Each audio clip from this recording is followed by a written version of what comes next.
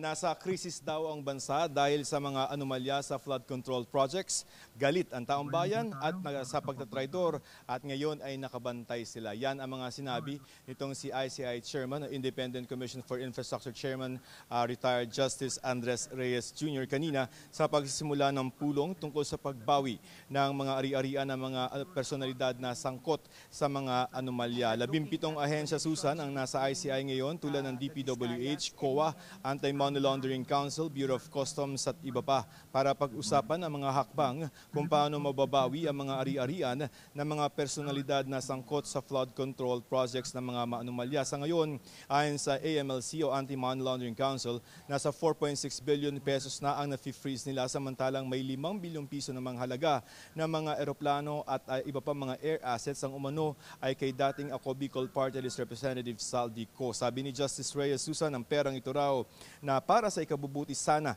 ng buhay ng mga Pilipino ay ginamit ng mga korap para bumili ng mga mamahaling sasakyan, mga luxury vacation at pangsugal sa mga kasino. Trinaydor daw ang mga Pilipino.